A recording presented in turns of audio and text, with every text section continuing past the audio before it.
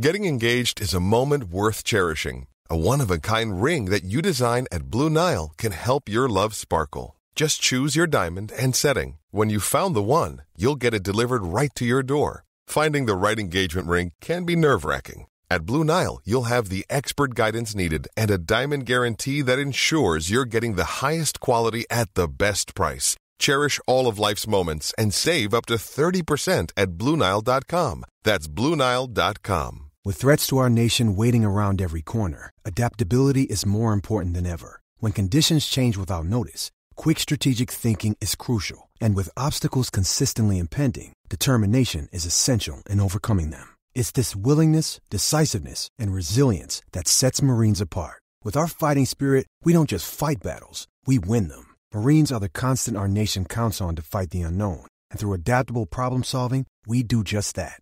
Learn more at Marines.com. With Lucky Land Slots, you can get lucky just about anywhere. Dearly beloved, we are gathered here today to... Has anyone seen the bride and groom? Sorry, we're here. We were getting lucky in the limo and we lost track of time. No, Lucky Land Casino, with cash prizes that add up quicker than a guest registry. In that case, I pronounce you lucky.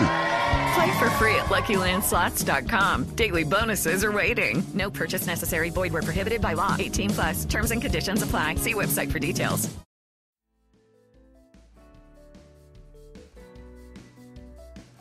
"36th on the medal table. 6 bronze, 8 silver, just 1 solitary gold. Redgrave and Pinsent, the only British Olympic champions in the year of 1996. A British sporting revolution was about to take place. Then Prime Minister John Major was about to greenlight a process that would make Great Britain and Northern Ireland, for the brand Team GB would come later, a world superpower in the sporting arena.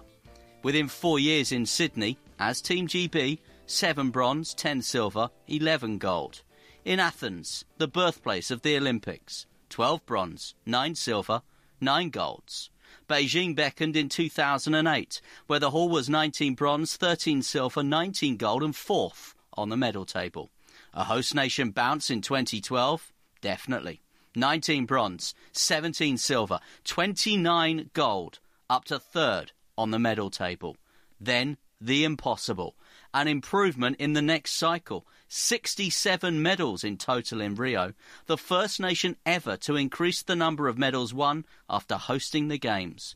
And one of only 2 nations to have increased their medal haul in 5 consecutive editions. 17 bronze, 23 silver, 27 gold. Our greatest team. But can they do it all over again in Tokyo? I'm Michael.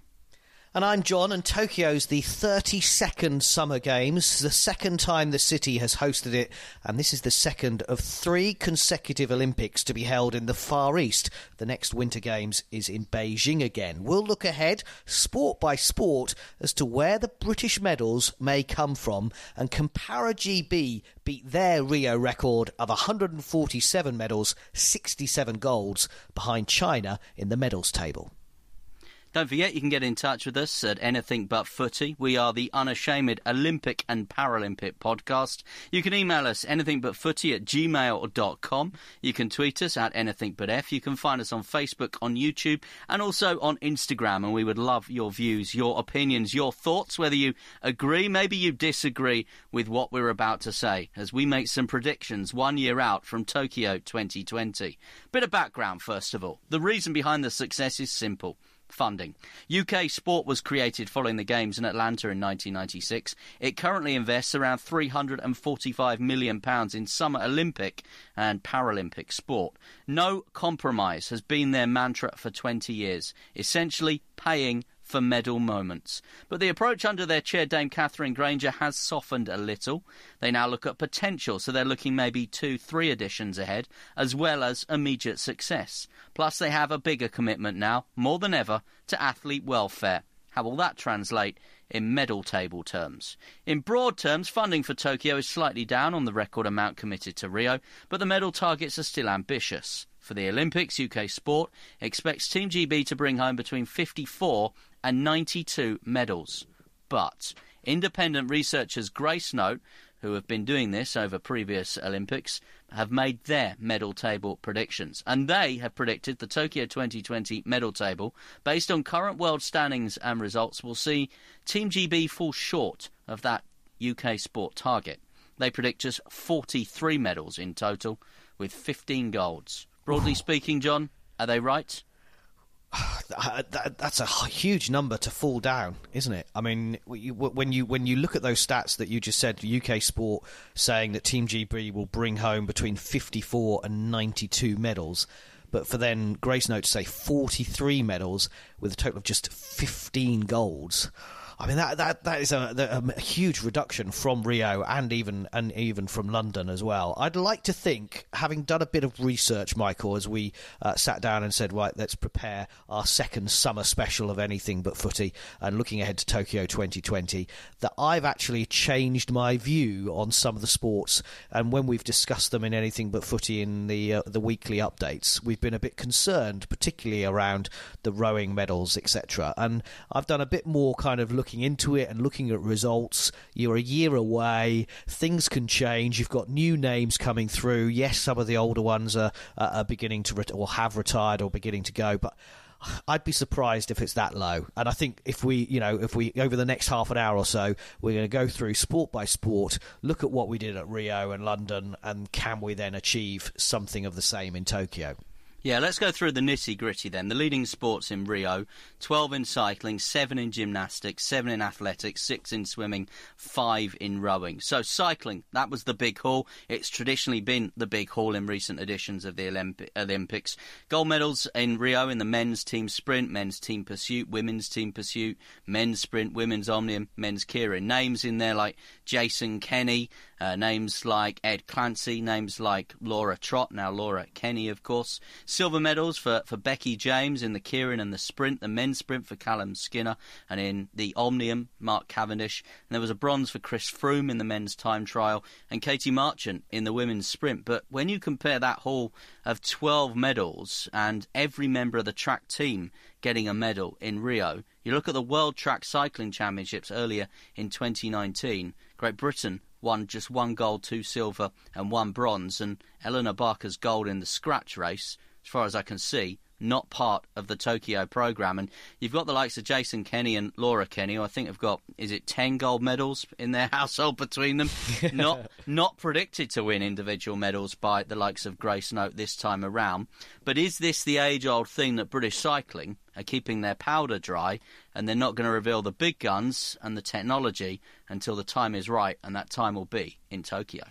I think a lot of focus on the cycling will be on the Kennys for obvious reasons, as you say. 6-time Olympic champion Jason Kenny, 4-time Olympic champion Laura Kenny, and she has the chance to win 3 golds in Tokyo to add to the pair she won in London and the double in Rio as well, which would make her the greatest female Olympian in British history with 7 golds if that's what she goes away and does. She's 27 years of age. I mean, she burst onto the scene, as we said in our other summer special, as a 19-year-old in London. I think to say that she won't get a medal is wrong in Tokyo for the individual events. I agree that the team pursuit, you would expect both the men and women to be there, and the men's team sprint as well. Jason Kenny with teammates Jack Carlin, Ryan Owens and Joe Truman all won the team sprint in the European Games, of course, that took place in Minsk earlier this year. So from a team point of view, you'd expect them to be strong with Laura Kenny and Eleanor Barker, as you rightly say, in the team's pursuit with Katie Archibald as well. So you would expect that to be incredibly strong.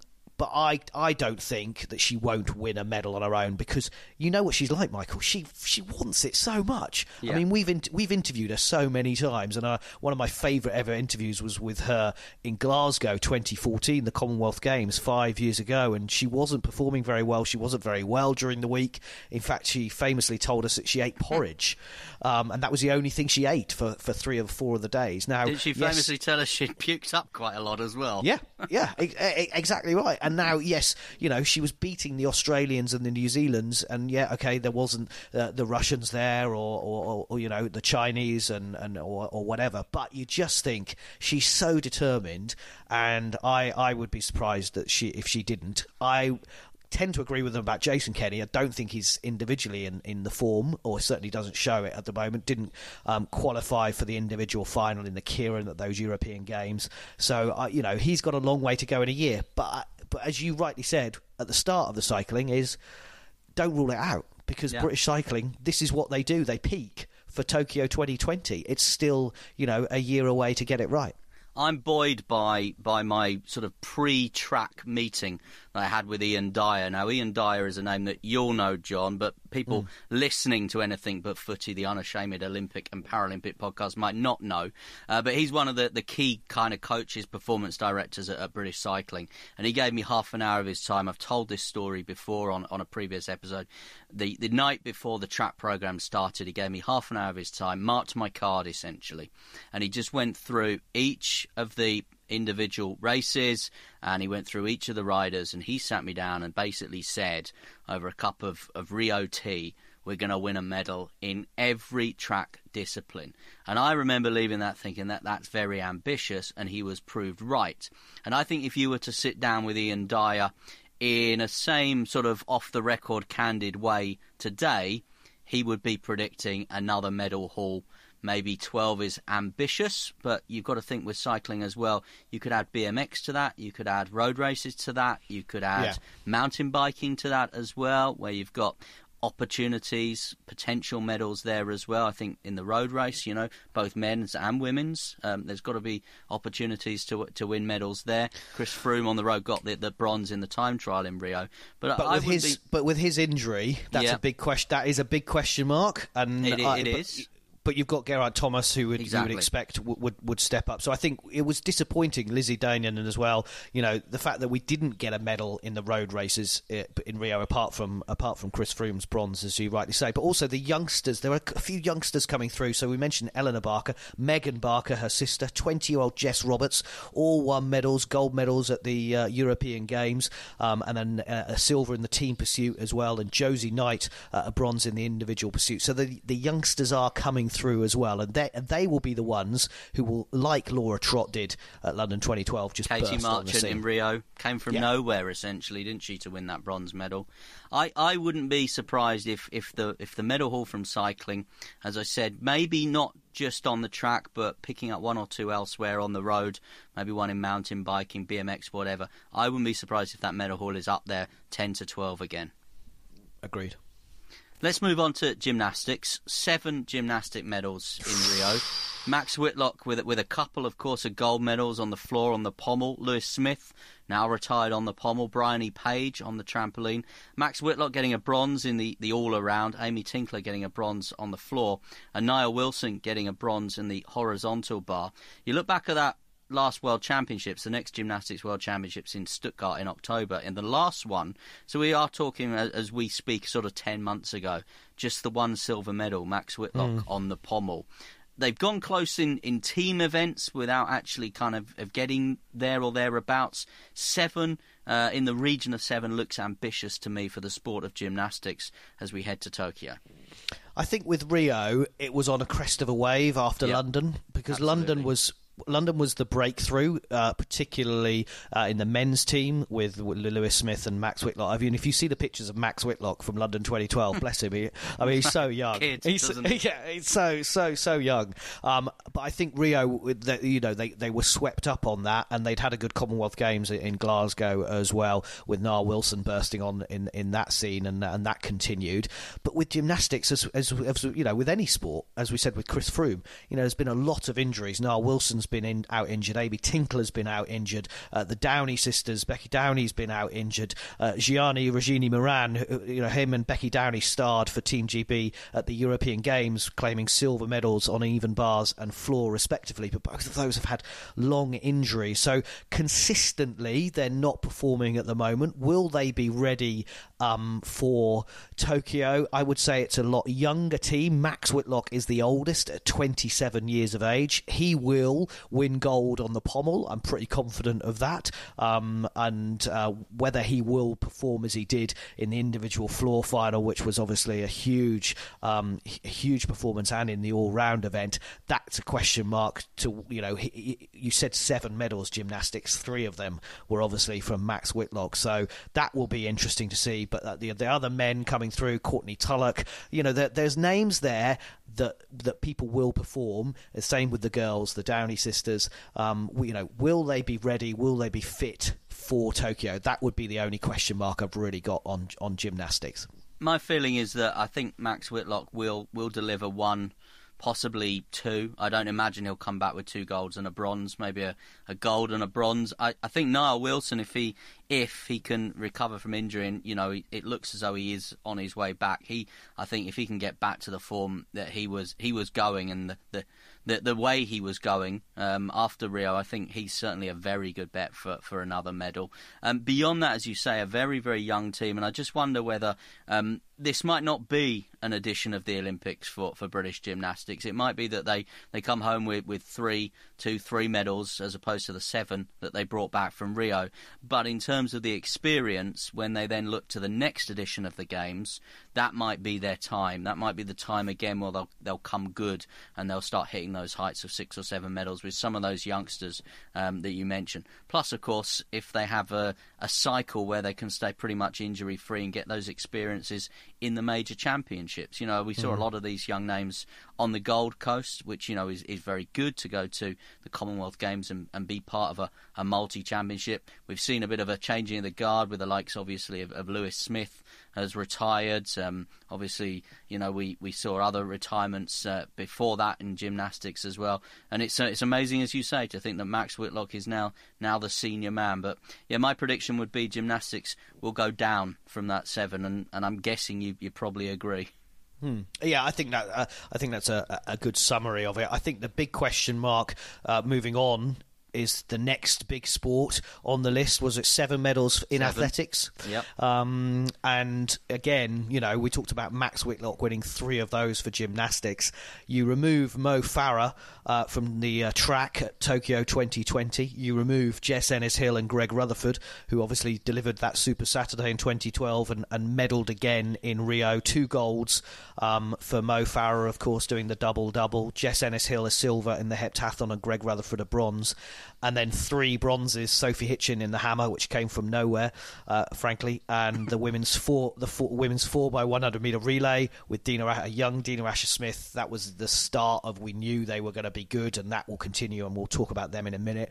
And then the women's 4x400 metre relay, their first medal at an Olympics since Barcelona 1992, with the brilliant Ailey Doyle, of course, as part of that squad. But athletics has changed in the last few years from a British point of view, and actually now, going to Tokyo, you'd think 3 really strong chances of a medal for 3 women. Dina Asher-Smith, Laura Muir and Katarina Johnson-Thompson. Can I throw into that mix Mo Farah potentially coming back to the track? I know we've discussed it before, or going and staying on the road in the marathon. Could Mo Farah, do you think, just get on the podium again? I'm not sure he'll be the athlete that did the double-double as he did, obviously, in London, and he did in Rio. But could Mo Farah pick up a silver or a bronze somewhere along the line, either coming back to the track or the marathon?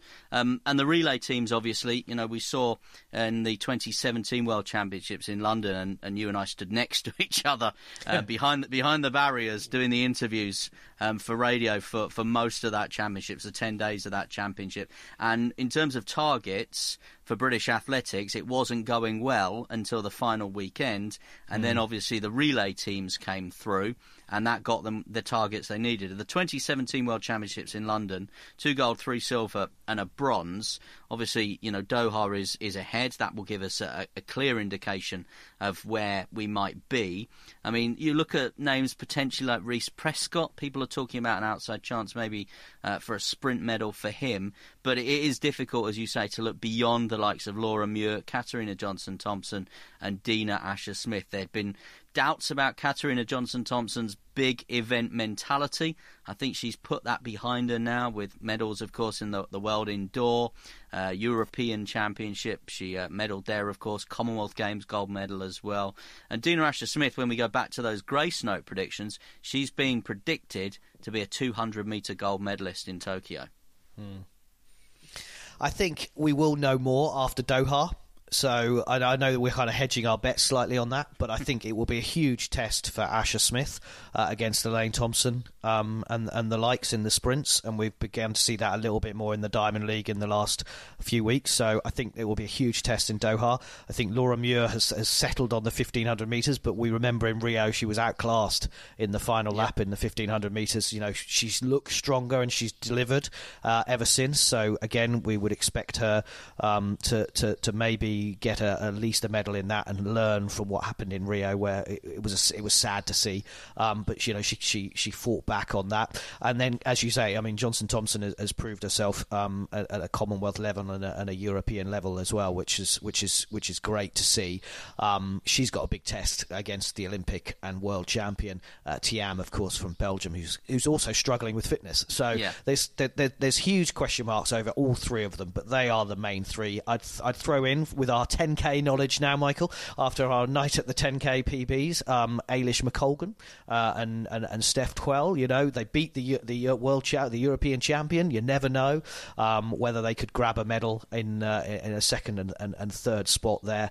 But you're right about the relays. You know, you would expect them. You know, the women's 4x100 metre relay, they won bronze in Rio, they won silver at London 2017. We'll see what happens in Doha, but I wouldn't rule them out grabbing a gold ahead of the Jamaicans and the Americans. And if I was to throw one other name in there, and I just sort of look back at recent history, if you like, Sophie Hitchen coming from nowhere, you would say, to win a hammer. You look at someone like Robbie Grabars. No one was talking about Robbie Grabars getting a medal, were they, at London 2012, other than probably him and his coach. Someone like Holly Bradshaw in the pole vault, you know, she's flattered to deceive, I would say. We talked about ahead of 2017.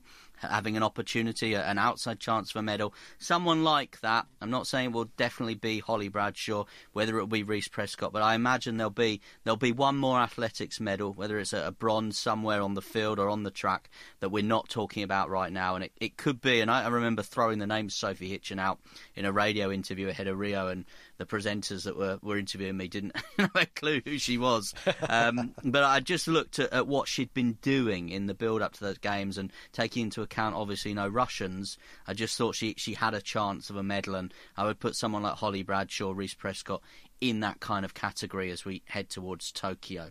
I am expecting good things, though, in the first week of Tokyo 2020 from a Team GB point of view, certainly in the swimming pool, because, you know, we've had a recent World Championships that's gone really, really well. You've got the likes of Adam Peaty, who won a 50-metre and 100-metre breaststroke gold, the 50-metre breaststroke not an Olympic event, also part of the 4x100-metre medley relay team. You've got James Wilby, picked up a silver medal. Duncan Scott famously won 6 on the Gold Coast in the Commonwealth Games for Scotland, won a bronze in the 200 metres free. Bronze in the men's 4x100 metres, also, bronze in the mixed medley 4x100 metres, and Luke Greenbank won bronze in the men's 200. You've got that mixed medley now, which is a new Olympic event, and I know we've lost the likes of Jazz Carlin, who won a couple of silver medals in Rio, but I have cause for optimism that, having gone through some real dark days, British swimming, that they could be one of the better standout sports from a British point of view in Tokyo.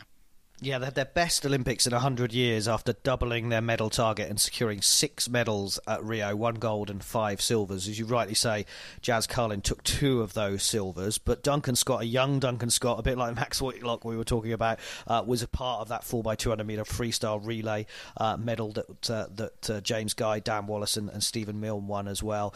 And you just thought things had changed in Rio, and really they've kicked on. And in contrast to British athletics, where we've talked mainly about the performing of the women, actually it's the men in the swimming pool who are really setting the world alight. And as you rightly said, you went through that list of those achievements at the recent World Championships in South Korea, and Adam Peaty, James Wilby, Duncan Scott, Luke Greenbank are all key members of individual performances, but they all came together for the relay as well. They won the first ever time that the United States of America have been beaten just once at an event at the Olympic Games or the World Championships. It never happens. They never lose the 4x100 metre relay, the United States, and Britain were their first ever world champions. It was a brilliant performance from Greenback on the back, Peaty on the breast, Guy on the fly, and Scott with a free, who overhauled the Americans and the Russians in the final 20 metres with a 46.14 split. That's the second fastest split in the world ever. Period. Full stop. That is incredible swimming. And what I like about British swimming, Michael, obviously we can wax lyrical about Adam Peaty. He had the whole world record, 56.88 in the 100-metre breaststroke. He had that, breaking that 57 barrier. He sets himself gold medal targets. He won 3 golds. He's now the first man in history to win 6 world championship breaststroke titles. The man is a machine, and he will win gold at Tokyo, fitness permitting, of course, with all athletes. He will deliver. But what I love about him is that he's inspiring the others. And Duncan Scott has got so much potential, and he's improving. So he improved on the 4th place from Budapest at the Worlds 2 years ago to grab that bronze, as you said, in his own individual event in the 200-metre freestyle, and then was part of that relay squad. And what I love about him as well is he stood up against China's controversial Olympic champion Sung Yang, who has already been done for doping and has had lots of queries about why he was competing when he didn't allow tests to take place quite recently to the championships. And he stood up to him, and he was obviously been, you've probably seen it, it was being yelled at in his face about him being a winner and Duncan Scott being a loser. Well, there's only one winner in my eyes, and Duncan Scott, I think, will be one of the superstars of Tokyo 2020 if he carries on as he is. And I think that whole incident, if you want to call it, I think that just shows the confidence that's just pulsing through British swimming at the moment. And that 6 medals that they won in Rio, I certainly think that they'll be coming close, if not exceeding that, when they add to the Team GB medal table as far as Tokyo is concerned. Michael, can I just mention a few of the other ones just on the World Championships, just on the women, because I don't want to just say they were written off, because they haven't been. They all went through finals. So Rio silver medalist Siobhan Marie O'Connor was 7th in the IM final, 200-metre IM final. She's struggled with illness right throughout this year, but she's coming back to form for next year. Georgia Davis was 4th, the worst place to be, lost by 1/10 of a second on a bronze medal in the 50-metre backstroke. Anna Hopkin at her first Worlds, 7th in the 50-metre free final. Molly Renshaw, 5th in the 200-metre breaststroke final. Freya Anderson, 18-year-old, part of that medley relay team. She absolutely stormed the final leg to win a medal for Britain, and in her first individual world final as well, she finished 8th in the 100-metre free, and Alice Thompson in the 200-metre butterfly. So they're there or thereabouts. They're in the final. We weren't doing that 8 years ago at London 2012. So that's the positive for me from the British swimming, as you say. The confidence is there, and hopefully they can all continue to move forward.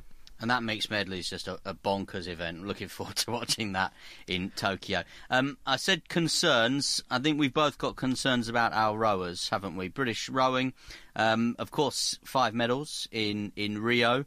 Women's coxless pair, Glover and Stanning. Men's coxless 4, always win gold in that. Men's 8, Granger and Thornley. I know that was a real highlight for both of us to see those two in the women's double sculls. So much so I got down on one knee at one point with Catherine Granger, and everyone thought I was about to propose. I was just getting into an interview position, but there you go. Have a look at my social media accounts if you want to see the photos of that. And the women's 8 won a silver as well, including Richmond's Zoe Lee as part of that. There's been a bit of a makeover in that 8, and Zoe Lee will row on, but a lot of the others have moved on. The World Championships in Austria in August and September. In 2018 at the Rome World Championships, it was 1 gold and 3 bronze medals in total. Now, the gold was in the mixed para-cox 4. The bronze medals came in the women's lightweight single sculls, the men's 8 and the men's coxless 4. And I know we have spoken in the past that, well, whereas rowing, and we started by talking about 96 and Redgrave and Pinsent being the only gold medal, rowing has traditionally been a strong sport. Great Britain have always added the medals on that middle weekend when all the rowing finals came about, but we fear a little bit this time that they will struggle to get to that total of 5 from Rio. Yeah, and we talked about it on one of our earlier editions of Anything But Footy about the fact that they needed James Cracknell to come back for the boat race to make rowing interesting for a lot of people, and I think the names of people have gone, and that is an issue for British rowing, that people don't know who the Olympic champions are who are still competing, because you don't have your Helen Glovers and Heather Stannings, you don't have your Andrew Triggs-Hodge, and they've all after 2012 and Rio have moved on, and I think that is a huge question mark. Now, going into this, I have said, and we've said, we are worried about this team, but I think there's a bit of a glimmer of hope. And obviously you mentioned the World Championships a bit later on this year, but we've had European champions this year, and we've had some really strong performances in the World Cups this summer as well. And for the first time since Rio 2016, the men's 8 won gold, beating the Germans, who were undefeated for over a year, including Olympic champion Mo Sabihi, Tom Ford, James Rudkin, Tom George, Sabihi, Jacob Dawson, Ollie Wynne-Griffith, Matt Tarrant, Josh Bugowski and Cox Henry Fieldman. Names that you might not necessarily know, but you may well know in a year's time from Tokyo. Imogen Grant won gold in the lightweight women's singles sculls, so a couple of gold medals at those World Cups.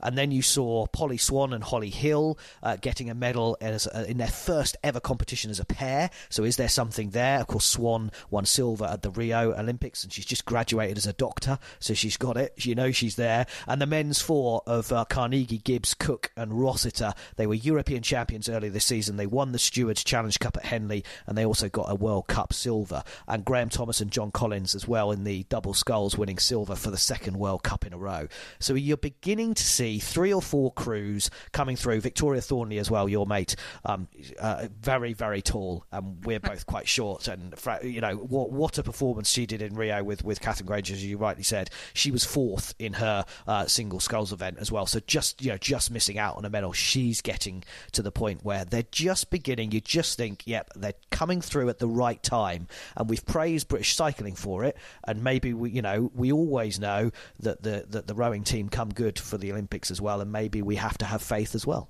Yeah, well, John's got optimism for the rowers. I think work to be done in Berkshire at the rowing centre on the Redgrave Pinsent Lake if they are to come up close to that 5 they won in Rio. Shall we go through some of the other sports? We'll try and get through some of these a little bit quicker, but let's stay with the water. Categories have changed in canoeing. 2 golds, 2 silver. A real standout sport, I think, in Rio. And a standout man, of course, was Leon Heath. He's predicted to win another gold medal in the K1 200 metres. Obviously, we had a World Cup event at the Lee Valley earlier this year as well, where we had some British success. And I think we're expecting some of the same names from Rio to come good again. Yeah, I think we will. Joe Clark, of course, won the K1 canoe slalom at Rio, and he won the World Cup at Lee Valley for the gold. And the one big name you really want to look out for in British canoeing is Mallory Franklin. She won 2 golds, the C1 and the K1, at the World Cup event in June, with Great Britain performing their best ever result at a World Cup. She is going to be the big canoeing star next year. They have their whole selection in the next few months, so they will know by the end of this year. They'll be one of the first teams to be announced for Tokyo 2020. It will go down to the wire at the World Championships at the end of September. But Mallory Franklin, Joe Clark, pretty convinced both of them will be at Tokyo and will be winning the big golds for Great Britain.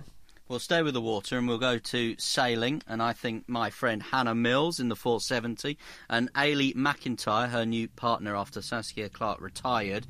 I think Hannah Mills will retain a gold medal in Tokyo, as I said, with a new partner. Dylan Fletcher and Stuart Bithell, other ones in the 49er class to look out for. Remember, Giles Scott won that gold medal in Rio as well. The sailing team, again, traditionally always been pretty good from a British point of view in terms of winning medals. 2 golds and a silver in Rio, and I would suggest that they'll come up close to that this time around as well. Well, Giles Scott will be going to Tokyo. He's the European champion for the 3rd time in the Finn class, so he will be going to Tokyo, and you'd expect him to retain his gold medal. The laser class, as you rightly say, is a really tough one. Nick Thompson, Lorenzo Ciavarini also have performed well. They were European champion. Ciavarini and Nick Thompson was a silver medalist, so you'd expect them maybe to try and make sure that they could get their performances better better at a world level rather than just in the Europeans, and European silver as well for James Peters and Finn Sterrett from Weymouth. And watch out on the windsurfers as well, because 22-year-old Saskia Sills, we got a silver in Rio through Nick Dempsey in windsurfing. Saskia Sills scored her first ever senior medal by winning a silver at the World Cup Series in Marseille. So again, you'd be hoping that could progress to the Olympics. And look, the future looks great as well for British sailing. Just to mention a couple of teenagers, 17 and 18-year-old Millie Boyle and Vita Heathcote are the 420 World Championship winners.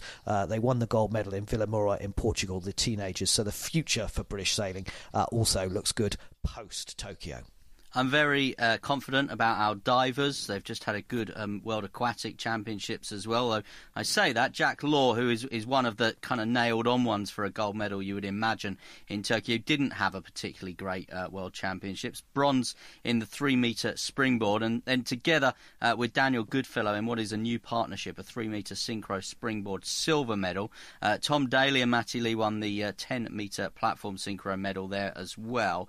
So, you know, it was a pretty good diving championships. 1 gold, 1 silver, 1 bronze in Rio de Janeiro last time around. I'm not sure that Tom Daly will get the fairy tale finish and end up on top of the podium, but I do think there's another medal for him up for grabs. Potentially 2 medals for him if he can get both events right, something he couldn't do in Rio, of course. 2 bronze medals potentially up for grabs for Tom Daly. I think potentially a couple of gold medals up for grabs for Jack Law as well. Dan Goodfellow, of course, dived with Tom Daly in Rio. Now he's alongside Jack Law in the 3-metre synchro. And I think if Jack Law can put his programme together, and he would have had a bit of a knock to his confidence at that recent World Championships, I think he can win the individual on the 3-metre springboard as well.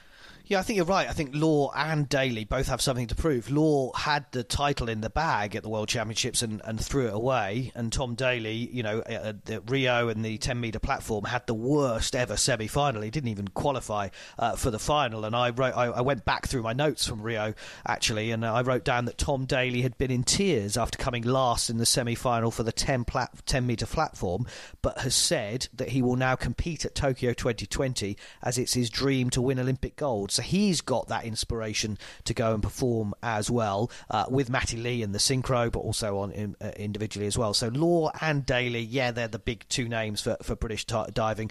From a women's point of view, maybe watch out for Commonwealth and European champion Grace Reed in the 3-metre springboard. She was in the final, only could finish 8th in the Worlds, but again, you know, just getting maybe a year away, could she try and get a medal at Tokyo 2020? But 7 Olympic places they secured at those World Championships. So there'll be a big team and a lot of support for British diving, as you rightly say. Be a big boxing team as well that will be expected to bring home some medals, coached by Rob McCracken, of course. There's some changes to the category, so we've got more women boxers going this time. The team will still be probably around 10, gold, silver and a bronze medal. An interesting line ahead of the boxing, which I just thought I'd mention briefly. Nicola Adams, I don't know if she's going to be back, her tweet, but professional boxers can now go to the Olympics, and she tweeted a picture of the gold medal in Tokyo and said, well, this would look nice on my mantelpiece. So here's my prediction for 2020. Nicola Adams with a 3rd consecutive Olympic gold medal and a damehood in the bag by the end of the year as well. I think that's nailed on. I think that's it's a bit like Mo Farah, where he still hasn't decided whether he's going to go back to the track, as we said earlier. But Nicola Adams, I think she will go. I'm exactly the same with you. And I think if the judges get it right, because that's the thing that, you know, with boxing, it's so different, because it is just an opinion, and there were lots of fights at the recent European Games in Minsk, and we did win a gold and silver and a few bronzes. Pat McCormack getting the gold, and Lauren Price getting the gold, Ben Whittaker the silver, Galal Yafai, Peter McGrail, Luke McCormack and Shavon Clark all getting bronze medals. But there were other fights, and some of those bronze medal fights where you kind of thought actually they should have won, but the judges didn't quite get it right. So, you know, it's a tough one, boxing, really, really tough. But I think they got scant reward in Rio, actually, with a gold, silver and bronze, and I think we would like to see a few more in Tokyo. Yeah, actually, one of the achievements in boxing is just to get to the Olympics, because it is very much the best of the best. It's very difficult just to even get to the Olympics in boxing. Time is marching on Anything But Footy, your unashamed Olympic and Paralympic podcast. So we'll try and deal with a few more sports quite quickly here. I'm going to deal with taekwondo and triathlon together. 1 gold, 1 silver, 1 bronze for both sports in Rio. There was 4 taekwondo athletes that travelled to Brazil. There were 6 triathletes. So from a return of sort of personnel to medals, both pretty good. And I think both teams as well have good ambitions ahead of Tokyo as well, because you've got Bianca Walkden, who won a medal in Rio, but it wasn't the gold that she wanted. A world champion recently, of course, in Manchester as well. She's predicted to win the heavyweight gold. I certainly wouldn't rule out Jade Jones, who also, of course, in the featherweight category did very well at the World Championships. Aaliyah Brown won a bronze in the bantamweight category. Unfortunately, that's not an Olympic category as well. But Bradley Sinden won gold at the recent World Championships in the featherweight class. So, you know, in terms of whoever they take, 4 or 5 taekwondo athletes again, you'd imagine a pretty high percentage return on medals there. I entirely agree with all of those. Jade, Bianca, Bradley, you'd expect them with Latalu Mohammed hopefully finally putting to bed his unluckiness as well. Bronze in London, silver in Rio, gold in Tokyo for Latalo, hopefully. Triathlon, mixed team relay event coming in this time. Now, I know the Brownlees haven't been in any sort of form similar to what they were going into London or indeed Rio. It was a gold, silver and a bronze last time out. The gold and the silver for the Brownlees, the bronze for Vicky Holland. Vicky Holland was the world champion in 2018. Johnny Brownlee coming back into a bit of form. He recently won the Edmonton leg of the World Series. You've got Georgia Taylor-Brown and Non Stamford, who have both won this year on the World Series. Non Stamford coming back, of course, having been a previous world champion. Jess Learmonth has been on the podium 3 times. So I think from a team point of view, just getting in the British team for triathlon, being one of the 6, will be an achievement in itself, certainly for the women, with Georgia Taylor-Brown, Non Stamford, Vicky Holland. You've got potentially others trying to get in there as well. Yeah. You know, you've got 5 or 6 British women that you feel could do a job in Tokyo in the triathlon team. You know, I think the gold, silver and bronze, I'm not sure whether Alistair Brownlee will be able to retain his title, but I wouldn't rule out Jonathan Brownlee, you know, going bronze, silver, gold from London, Rio to Tokyo. The most successful triathlon nation at the Olympic Games, Great Britain. We've taken home 5 of the last 12 medals, a lot to the Brownlees, as you say. The big question mark over Alistair, he told us after Leeds he wanted to retire, quickly retract that, obviously, but he's 32 next year. Can he do it? That's a huge question mark. I wouldn't rule him out, because I think he, a bit like Laura Kenny that I was saying earlier, you know, he's got the drive to do it. But is it Johnny's turn? Is he finally coming, as you say, with that great victory recently in Edmonton? Is he getting back to form? And I mean, God, the strength and depth of British women. You know, I don't think we mentioned Beth Potter, who won a European gold last month. Jodie Stimpson from the Commonwealth in 2014. India Lee was part of the team, the mixed relay team, which, as you rightly say, is making its Olympic debut in Tokyo on August the 1st. Sophie Caldwell, Jonathan Brownlee, India Lee and Gordon Benson took silver medal in the mixed team relay at the World Triathlon Series in Edmonton as well. And we haven't even mentioned 21-year-old Alex Yee, who's an up-and-coming for the men as well. It's I'd like to think that we have people coming through to replace the Brownlees, but I still think the Brownlees will both be there. Here's my quick prediction before we move on to a couple of team sports, is that Johnny Brownlee will equal his brother by winning 2 Olympic gold medals before he retires. 1 in the team relay, 1 in the individual in Tokyo, and then maybe he might end up with the 2 golds, the silver and the bronze, compared to his brother, who will probably get a gold medal in that team event, so he will end up with 3 gold medals in his Olympic title as well. So that's my prediction. Johnny Brownlee will end up with 2 Olympic golds in his career, and Alistair will end up with 3. Couple of team sports for you. Hockey. Gold medal for the women, of course, in Rio. And in rugby sevens, a silver medal for England's men. Now, the men in the rugby sevens finished 5th in the recent World Series. England's women, who finished 4th in Rio, finished 6th. And when you go back to hockey, in the 2018 Hockey World Cup, England's men lost in the third-place match to Australia. England's women, who are going through a major sea change of personnel, certainly have been since their gold medal in Rio. I don't foresee they'll be able to repeat that. They lost to Netherlands in the quarter-finals. I think it will be very difficult in hockey and rugby sevens for Team GB to bring home a medal from either of those sports. Yeah, I think there's been some funding question marks for the women's rugby teams, particularly from the RFU, so that hasn't helped, as you say, from their performance. And in the hockey, I mean, the men, that's got to be the focus. As you say, they missed out on a third-place finish in the World Championships. They finished fourth in the first ever Pro League as well. So Danny Kerry was in charge of the women's hockey team in Rio. He's now in charge of the men's team. They're beginning to build something. Remember, the women in bronze in London 2012, then gold as England, silver as England, or gold at Glasgow 2014, and then gold at Rio. They were building up to it. You think the men are just coming together. I think a medal for the men, for me. OK. Let's deal with golf and tennis together. Andy Murray and Justin Rose, two of the most high-profile members of Team GB in Rio. Going to be very difficult, I would suggest, for either of those to retain their title. Obviously, it's difficult at the moment, certainly with the golf, to know who will actually be part of the British team. You've got to think someone like Georgia Hall, who won the Women's Open, might be in with a shout there. You know, it's so difficult, though, to predict, isn't it? You know, when you look at any major field, whether that's the US Masters or the Open, to try and to pick a winner from that is so difficult over 4 rounds in the way they play it. And Justin Rose did tremendously well last time. It's asking a lot, I think, to retain his title. Again, with Andy Murray, I can't see him retaining a singles title. I think Joe Conter maybe has an opportunity, might be an opportunity in doubles, but again, I would go from 2 golds for golf and tennis, probably to no medals in my book. I think the golf is going to be a lot harder. I think more of the world's top players, more of the USA players will be there. The big USA players will be there. Obviously, you can only have 1 or 2 from each nation, but I think the big players will be there, and they didn't go to Rio, as we knew, for a number of reasons, Michael, including the Zika virus, which, of course, Rory McIlroy decided he wasn't going to go and do. He's going to go this year, but for Ireland. So I think it's going to be a lot harder for someone. I mean, Justin Rose is world-class. You know, he's up there, obviously, with his US Open victories and the Ryder Cup victories and his Olympic title. But yeah, a tough one in the golf. Don't think we will medal there. I would question mark Andy Murray. I'm gonna stick my head out here a little bit. You love Andy Murray. I do love Andy Murray, and I just think he might Murray in the men's doubles final. They're going to play at Cincinnati, in Washington as well, I think, in the next few weeks ahead of the US Open. Andy Murray's talking about playing singles again, but I think at Olympic level, Murray in the men's doubles and Murray and Conter in the mixed doubles. I mean, he won a silver in the mixed doubles in London 2012. I wouldn't rule out a medal, is what I'm saying.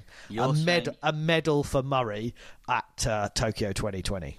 OK, let's deal with some other sports that came up with medals in Rio. Shooting, 2 bronze medals. Since then, though, a breakthrough for Matthew Coward-Holly, who's predicted by Grace Note at least to win a gold medal in Tokyo. Ellis and Langridge, they had their funding cut in badminton despite winning a bronze medal in Rio. They've recently won the men's doubles, and Marcus Ellis was part of the mixed doubles gold medalists at the European Games. And in judo, of course, Sally Conway won a bronze medal. The Scottish judoka won a bronze medal in Rio. There was just a silver medal in the 2018 Judo World Championships for Nicola Smythe-Brown. So I wonder whether those sports might just be looking at 1 medal apiece again. And equestrian's an interesting one as well. Team GB is predicted to win individual eventing and team eventing gold, and possibly looking to sort of retain some medals in dressage as well, where Charlotte Dujardin, of course, has been so imperious as far as Team GB's been concerned. But yeah, just sort of taking those briefly: equestrian, shooting, badminton and judo, before we move on to some of the new sports that we're going to be talking about and some of the other potential sports that didn't medal in Rio on anything but footy. Where do you see the medals coming across those sort of 3 or 4 that I mentioned, John? Yeah, I think you're right. I think, you know, if you get a medal at badminton, shooting and judo, we would be happy with that. You mentioned the European Games. The badminton guys did amazing, 5 medals from 7 events, but tougher challenges from the Far East will come in the form of badminton. Matthew Coward-Holy is absolutely spot on. I mean, he is the favourite for that trap shooting gold.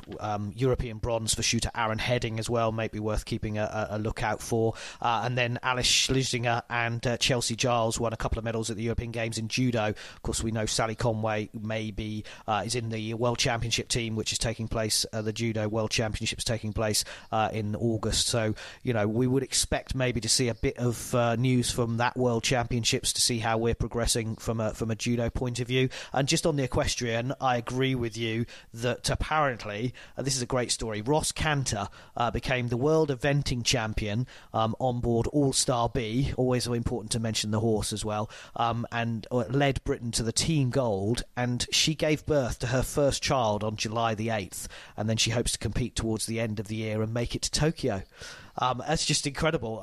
So, we'd expect, as you say, maybe at least a gold for individual and team there, although you can never tell when animals are involved. And and Charlotte Dujardin is back as well, looking for a 3rd individual gold medal in the dressage and 4th gold overall. She has a new partner, and Mount St John Freestyle is the new horse. She won bronze and 2 bronzes, in fact, in the individual and team at the World Equestrian Games last year. A couple of sports you highlighted to me where you thought there might be a medal chance, which didn't medal, if that is indeed a word, in Rio. Archery, where there's been some decent results for Great Britain in recent World Cup events. And fencing, Richard Cruz, I remember running round the Copacabana trying to find a TV to watch Richard Cruz, who ended up finishing 4th. I think you were there, weren't you? He's been recently ranked number 1 in the world, but there was a World Championship silver medal for Marcus Mepstead, who won silver in the recent World Championships in the same event, the individual foil. So could fencing and archery chip in with a medal apiece, which they couldn't do in Rio? I think fencing, I'd like to think so. As you say, Mepstead and Cruz both won silver medals in the last 2 years at the Worlds. So, could you do it at the Olympics? He was so close, Cruz, at Rio, as you rightly say. So, yeah, you'd expect maybe we could get a medal there. Archery, I think, is just so tough as well when you bring in... At the European Games, it went really well for Sarah Bettles, Naomi Foulcard and Bryony Pittman winning the team gold, and then Naomi teaming up with Patrick Houston in the mixed team to win silver. But you add in South Korea and the likes, and they're dominant in archery, that it's very tough to get a medal, but they could. And then I'd also add in skateboarding. We've talked about Sky Brown, the youngster, coming in, climbing or bouldering as it's called. Shauna Coxey. She's been medaling at world events this year. And then the women finish. And Can the we women's finish football. on anything but footy with? The women's football. We'll finish with footy. England, of course, 3rd at the recent Women's World Cup. Phil Neville will be in charge again. I'm sure we're delighted by that. And so, again, you would expect Team GB didn't quite do it in London 2012. They're going to be back for Tokyo 2020, so it'll be interesting to see how they get on. Yes, this is anything but footy. This is one of our summer specials on the Unashamed Olympic and Paralympic podcast, talking about our predictions for Tokyo 2020, a year out from the Games. Have you been keeping any kind of tally on where you think? We started, of course, with those predictions. John, final word from you. From Grace Note, 15 golds, medals well down on the UK sport prediction. Having talked it all through, do you stick with your original feeling, which is that Grace Note's underestimated slightly, but UK sport have maybe overestimated slightly? Yeah, I think that's fair. I really do. I think we'll do as well as we did in London. To be honest, I think that's more of a number to work on. I'm interested, Michael, in the Paralympic numbers as well, just to talk about them. The fact that it's the 16th Summer Paralympic Games from August the 25th to the 6th of September. More of the events will be shown on television, which is brilliant for Tokyo, and the International Paralympic Committee announcing 5 further sports will be broadcast live, which is great for the sport. But from a British point of view, 147 medals, second place behind China, as I said earlier. You're going going to see the likes of Sarah Storey doing it again, wanting to become the greatest British Paralympian ever. She's on 14 golds, 8 silvers and 3 bronzes at the moment. She's set to beat Mike Kenny, who's currently on 16, the greatest of them all. You've got Jody Cundy in cycling. He won the time trial at the Worlds, his 11th title in Holland. Ellie Simmons in the pool, 5-time champion. She's back in action after a year out. She's still only 24, Michael. Ellie Simmons, she's only 24. She won gold at the World Series in Glasgow. We've got the Para World Championships in London, of course, in September. Kadina Cox, she was the first athlete in 32 years to win gold in 2 different sports, cycling and athletics, and she continues to win in cycling. She won the time trial in the World Championships, which was her first in 3 years. Hannah Cockcroft, Johnny Peacock, Sophie Hahn, and in the tennis, Alfie Hewitt and Gordon Reid continue to deliver in the wheelchair tennis, helping Britain claim the World Team Cup for a second time since 2015 last year as well. And then a next generation, you've got a swimmer, Maisie Summers-Newton, who's 17. She won 3 golds at the Europeans in Dublin last August. She watched Ellie Simmons as a 10-year-old at London 2012 and now will race against her as well, hopefully at Tokyo. And also the first ever Paralympic para-badminton gold medal will be presented at Tokyo as well. Some names there. They've invested British badminton in 4 players: Jack Shepherd, Christine Coombs, Daniel Bethel and Martin Rook, and you would expect hopefully to get some medals in there. So good to see new sports coming through as well for the Paralympics, which will be a little earlier than London and Rio, so it'll all be over by the 6th of September 2020.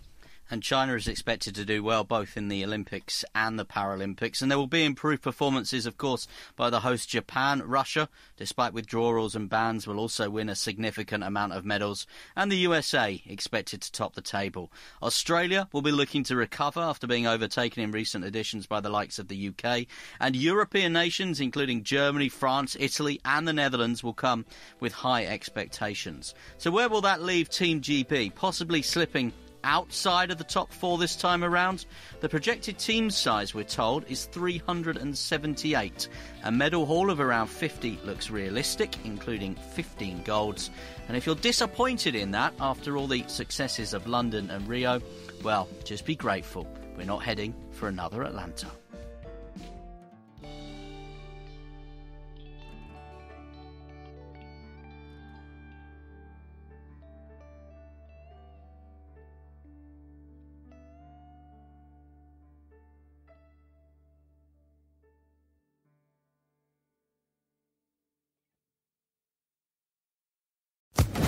Social Podcast Network. Step into the world of power, loyalty, and luck. I'm gonna make him an offer he can't refuse. With family, cannolis, and spins mean everything. Now, you wanna get mixed up in the family business. Introducing The Godfather at ChumbaCasino.com.